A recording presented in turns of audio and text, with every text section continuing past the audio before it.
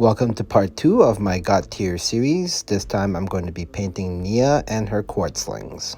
Similar to my first video, I am going to be first washing all these miniatures with some dish soap and hot water. I dipped them in there for about an hour and then cleaned them off and dried them. Now, the first thing I noticed is that Nia's base is pretty barren. So I found some loose bits from my other miniatures and I'm going to go ahead and base them with some super glue on top of Nia's base.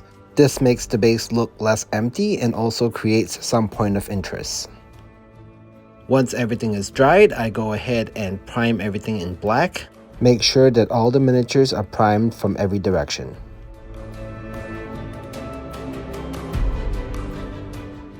Next, I apply a zenithal highlight of gray primer onto each miniature. I basically spray this from a 30 to 45 degree angle all the way around, leaving the top gray and the bottom black. Next, I'm going to dry brush the edges white using a large makeup brush like this one. Only leave a slight residue for this. Dry brush from a top-down angle and try to hit as many of the edges as you can.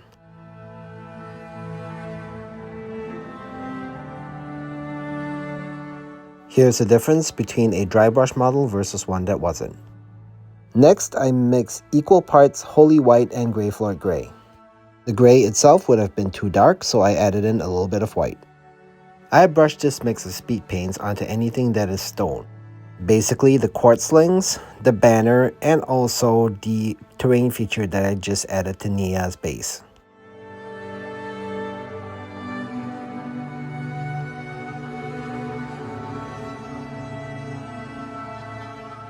You can see that this adds a lot more depth to the model.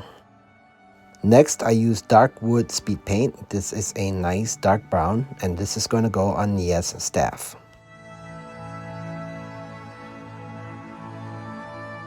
I also added it to this little terrain bit right here.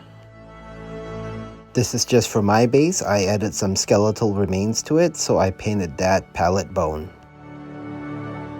I wanted Nia's cloak to look really nice and bright, so I used orc skin speed paint, which is a very vibrant green.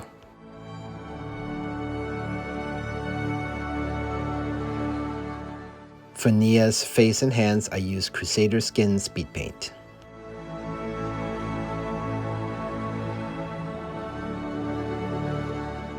Next, I used hardened leather speed paint for most of Nia's outfit. She looked like she was adorned in mainly leather armor, so this color makes sense.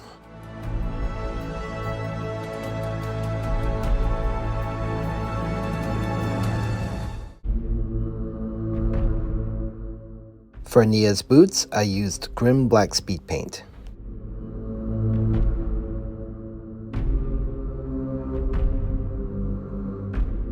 I decided to make Nia's hair yellow, so I used Zealot Yellow speed paint in this area.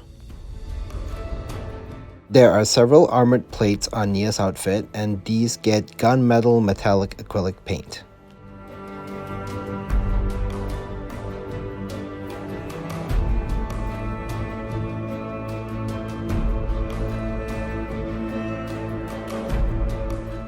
I also used this on a small feature on my base.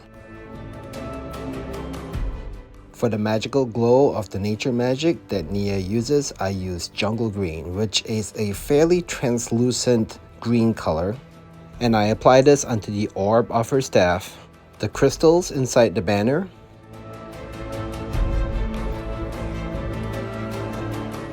the eyes of the Quartzlings, and after that I water down the paint a little bit to make it runny. Now, the reason I'm doing this is I'm going to use this as a lining color that I will put on all the joints of the Quartzlings. This will give them a magical effect, as if they were regular rocks that are animated to action with magic.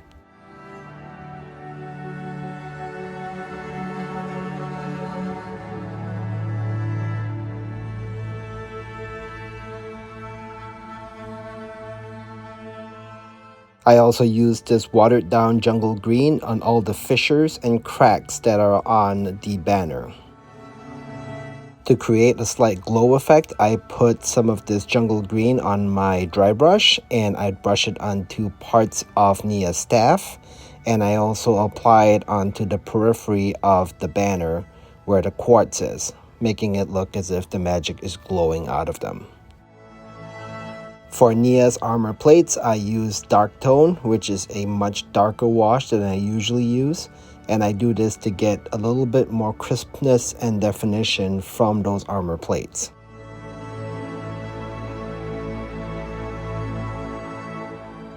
I also use it for shadowing the quartz that is inside the banner.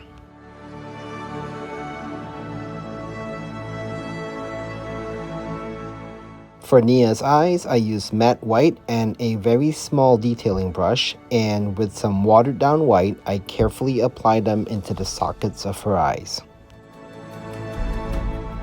Using matte black and a sharp end of a toothpick, I apply the pupils into her eyes. If I make one eye look in one direction, I make sure that the other eye looks in the same direction as well. Now for basing. What I do is I use this green flocking material from Army Painter, and I'm going to apply this only on certain sections of the base, namely around the legs of the Quartzlings and also of Nia. And I do this with some Elmer's glue and an old brush. I dunk the bases into the tubs of flocking and the flocking will stay in place.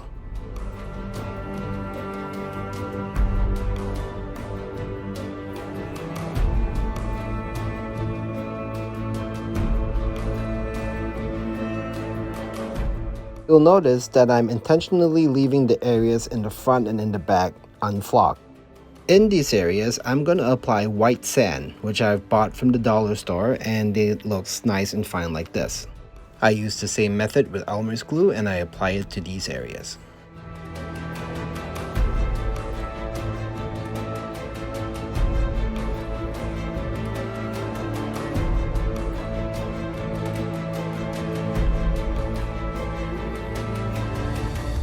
Next, I apply green tone from Army Painter onto the areas of the sand that are closest to the green flocking. This will make it look like there's nature magic that is just oozing out of all these models, giving life and growth to whatever they touch. And with this, Nia and her Quartzlings are all done. Now, both warbands from the Eternal Glade starter set for Godtear are ready to do battle against each other. Thank you so much for watching. I really enjoyed painting up both these warbands, and I hope to see you in a future video. Till then, happy hobbying and take care.